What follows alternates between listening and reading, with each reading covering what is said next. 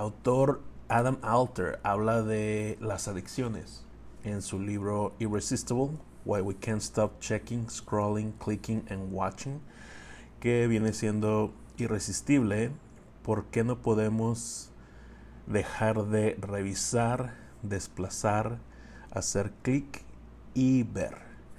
Es un libro sobre las adicciones y como la mayoría de las veces que se abarca o se aborda este tema de las adicciones, Adam Alter inicia su libro, abre su libro hablando de las adicciones a las drogas, de manera muy interesante, de una manera muy interesante que nunca había visto, nunca había leído un libro de enfocar el tema desde ese punto de vista.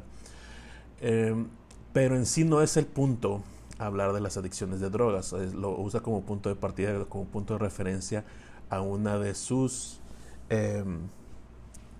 propuestas o de sus observaciones sobre el tema.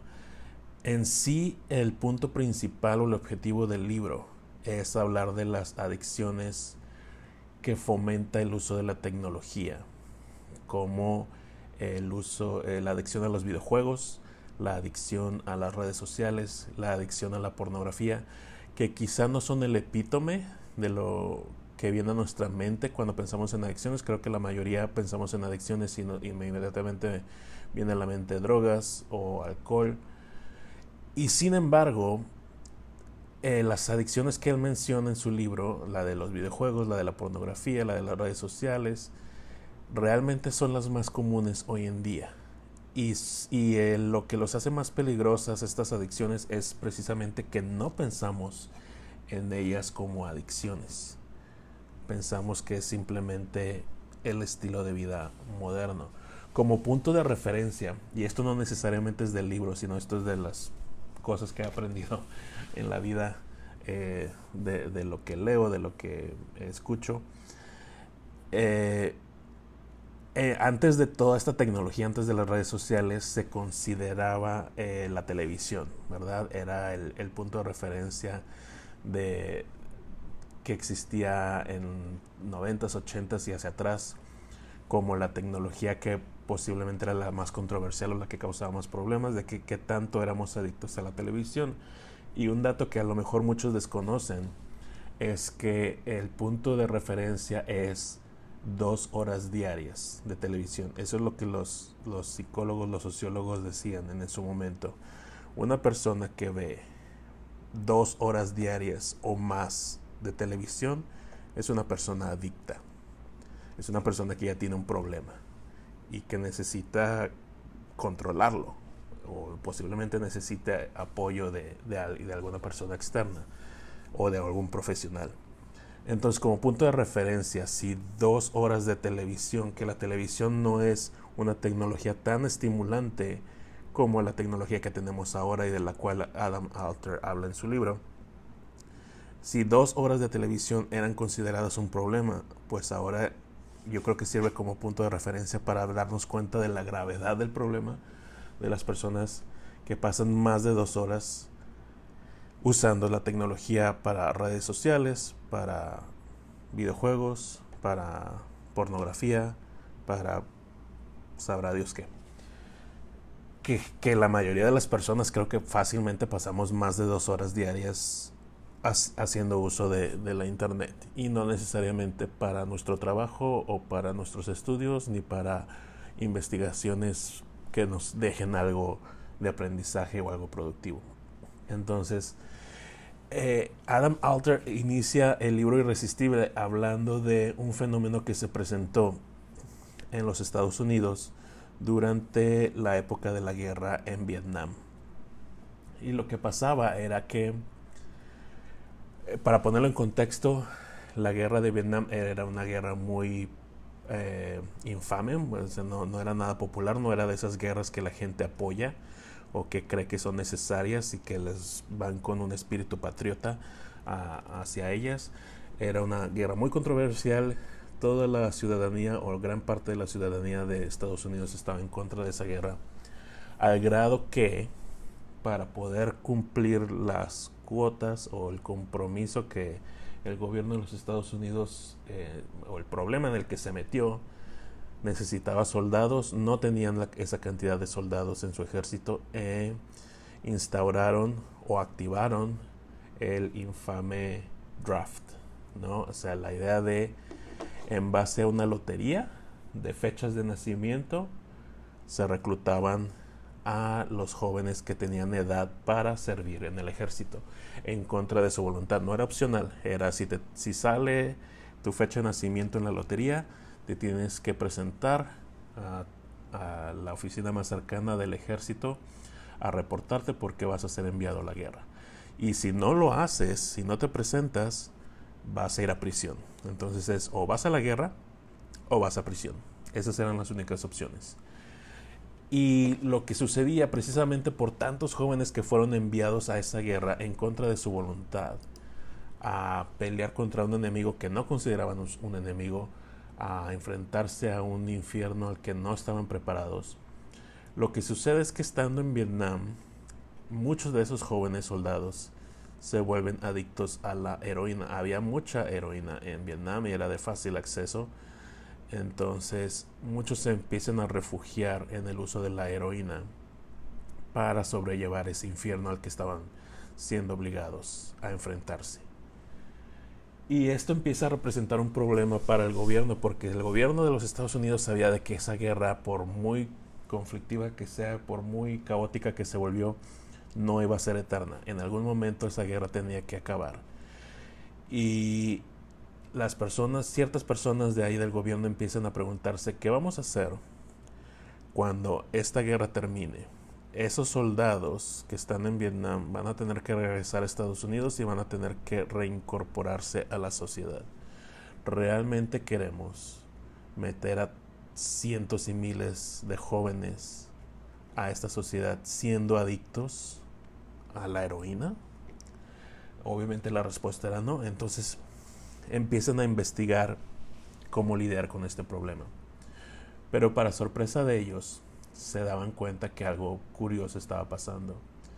Cuando hacían esas rotaciones de soldados, de que ciertos soldados ya cumplían la cantidad de días máxima que permite la propia Constitución de los Estados Unidos, y los tenían que retirar y tenían que enviar a la nueva camada de soldados reclutados, sucedía una escena particular en el momento en que llegaban los helicópteros y se bajaban los nuevos soldados y se subían los soldados que ya iban de regreso. Era de que los soldados que ya iban de regreso entregaban sus dosis de heroína a los nuevos soldados. Y conforme hacían ese intercambio de tú te bajas del helicóptero y yo me subo al helicóptero, hacían ese intercambio de los soldados que ya se retiraban entregaban su dosis de heroína a los nuevos soldados, les decían vas a necesitar esto para poder sobrevivir esto. Ellos se subían al helicóptero, regresaban a Estados Unidos y jamás en su vida volvían a tocar ningún tipo de droga, sin tener que ir a ningún centro de rehabilitación, sin tener que acudir a ningún especialista. Simplemente, así como se habían vuelto adictos a la heroína de un día para otro al llegar a Vietnam, se libraban de esa adicción de un día para otro al llegar a los Estados Unidos. Y tras hacer un estudio extenso de ese comportamiento, se dan cuenta de que lo que provocaba esa adicción pues era el ambiente que estaban viviendo. Y al sacarlos de ese ambiente de la guerra, el soldado ya no tenía ningún problema, ninguna necesidad de utilizar la heroína, y su cuerpo ya no se lo pedía. Entonces para ellos era muy muy fácil, lejos de ese ambiente que había provocado la adicción, deshacerse de esa misma adicción. Por supuesto, esos estudios los publica el gobierno, esperando una respuesta muy positiva, de que iba a ser visto como un éxito. Pero tomando nuevamente en contexto lo que estaba pasando en ese momento en Estados Unidos, era la guerra de Vietnam, muy infame. La mayoría de la ciudadanía en contra de esa guerra, la mayoría de la ciudadanía en contra del gobierno. El presidente en ese entonces era Richard Nixon, uno de los presidentes más controversiales y más impopulares en la historia de Estados Unidos, lleno de escándalos, de corrupción. Entonces, por supuesto que cuando publican esos estudios, la ciudadanía recibe esa noticia o esos resultados con mucho cinismo, de que obviamente no les creen. Dice, por supuesto que no, por supuesto que tú le crees a este estudio, por supuesto que no, viene del gobierno de Richard Nixon, ¿por qué habríamos de creerlo? Entonces no son muy tomados en cuenta, los estudios no se celebran con el entusiasmo que debía de ser recibido o que hubieran sido recibidos viniendo de cualquier otro gobierno en cualquier otra época, pero eso no los hace menos cierto. Y eso es lo que pone a prueba Adam Alter en su libro de Irresistible, porque usa esa premisa para poner la prueba en las adicciones actuales. Y pone el ejemplo de un joven que se gradúa de preparatoria. Vive en un pueblo pequeño en Estados Unidos, se graduó de preparatoria con honores, muy buenas calificaciones, recibe una beca del 100%, lo que le llaman en inglés el full ride, que incluye absolutamente todo, para irse a una de las universidades más prestigiosas a estudiar la carrera que él siempre había querido estudiar. Lo que implica que se tiene que desplazar de su ciudad a una ciudad grande, muy cosmopolita, donde va a estar solo, lejos de su familia, lejos de sus amigos de la infancia, y va a vivir en un dormitorio dentro del campus de la universidad. Y al principio todo marcha bien, pero obviamente esa soledad, ese cambio que le crea, lo invita a refugiarse en algo. Y en ese algo que él se refugia son los videojuegos. Específicamente el videojuego que estaba de moda en esa época. El libro fue publicado en el 2017 para tener más o menos la idea del contexto. Y el videojuego que este joven elige es el videojuego llamado World of Warcraft, que fue muy popular. Creo que ahorita ya no es tan popular, pero en un momento fue muy popular. Era el videojuego que todo el mundo, todas las personas que les interesan los videojuegos jugaban. Entonces él se inmersa en este juego del videojuego en línea World of Warcraft, donde se conectan personas de distintos puntos del mundo a formar comunidades, a formar equipos para ir en búsqueda de misiones, ¿verdad? Como equipo, y formar una alianza y derrotar a otros equipos o derrotar a monstruos o buscar llenar el objetivo de alguna misión. Y el muchacho encuentra ahí una forma de llenar esa soledad a la que se estaba enfrentando al estar en una ciudad nueva, completamente solo, sin parientes, sin amigos, sin conocidos, estar en un campus enorme, es rodeado de extraños. Y encuentra tanto consuelo y tanta comunidad que ansiaba que deja de asistir a sus clases, deja de llevar una vida social, se queda todo el tiempo, día y noche y tarde, sin salir para absolutamente nada menos que sea necesario cuando necesita comer, y come lo mínimo, y de manera que si puede pedir que le lleven comida al cuarto del campus, para él es mejor, porque si no se tiene que desconectar de los videojuegos. Y pasa lo que pues eventualmente tenía que pasar, de que pierde comunicación con su familia, la familia se empieza a preocupar, van eventualmente a buscarlo físicamente porque no contesta llamadas, no corresponde a correos electrónicos, no saben absolutamente nada de él, no saben qué ha pasado con él. Los padres van y lo buscan al campus y se dan cuenta de lo que está pasando. Se dan cuenta que lleva todas las materias reprobadas porque no ha asistido a clases durante meses, y se dan cuenta que se ha aislado completamente y ha caído en ese punto bajo de la adicción a los videojuegos.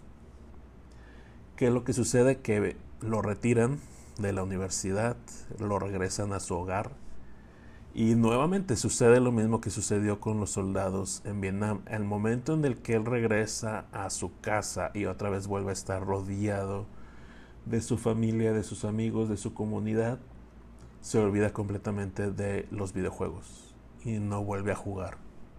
Se empieza a recuperar, vuelve a poner en marcha y en línea su vida, Pero cuando se siente ya con la confianza de que ya se recuperó, de que ya todo está bien, de que ya está otra vez socializando, su estado mental, su estado de salud física, porque también los había descuidado mucho por estar jugando videojuegos, ya se encuentra sano nuevamente, ya se encuentra viviendo una vida normal y se siente con la confianza de que lo tiene todo bajo control, comete el error de volver a la universidad con la idea de que va a continuar su carrera y lo va a retomar de donde lo dejó. Pero nuevamente, al volver a ese punto, a ese ambiente que le había provocado esa adicción desde el inicio, vuelve a estar solo, vuelve a estar aislado, vuelve a caer en la adicción de los videojuegos. Y es así como Adam Alter lleva la premisa del libro, hablando de los distintos puntos en los que uno va cayendo y comprobando lo que se había descubierto con esos estudios que se hicieron durante la época de Vietnam en el gobierno de Richard Nixon. La gran causa de una adicción siempre es el ambiente en el que uno está. O sea, es el ambiente o las amistades o la situación o algo que se vuelve intolerable para el individuo que lo obliga a buscar una forma de refugio, una forma de escape. Y mientras ese individuo permanezca en ese ambiente, siempre se va a refugiar en esa adicción. La única forma en la que aparentemente se puede deshacer de esa adicción es retirándose completamente de ese círculo, de ese ambiente, evitando esa situación o evitando esas amistades o evitando lo que sea que les está provocando buscar ese tipo de escape. Ahora, esto no viene en el libro, pero tiene mucho sentido cuando consideramos, yo recuerdo haber leído hace ya muchos años sobre ciertas celebridades que se han vuelto adictas a las drogas. Y en alguna ocasión leí a un psicólogo diciendo de que ese tipo de adicciones nunca se vencen. Digo, por eso vemos a las celebridades que caen en adicciones, de que entran a rehabilitación y aparentemente lo superan, pero luego salen y vuelven a caer y vuelven a caer y es un ciclo constante, porque la celebridad nunca se aleja de su estilo de vida de celebridad, ¿no? O sea, porque eso es lo que se dedican, los que son actores o los que son cantantes, de eso viven, entonces vuelven a caer en ese mismo ambiente. Y por eso es lo que dicen esas personas que se dedican a tratar a personas con adicciones, de que por eso vemos a las celebridades nunca vencer esas adicciones, nunca recuperarse, porque como su estilo de vida o su economía depende de eso a lo que se dedican, y es eso a lo que se dedican lo que les provoca esa adicción, vuelven y vuelven y vuelven a caer. No importa cuántos centros de rehabilitación vayan, durante cuánto tiempo, no importa que sean los centros de rehabilitación más expertos y más costosos y más reconocidos, mientras ellos sigan regresando al ambiente que les provocó esa adicción, nunca se van a poder librar de ella.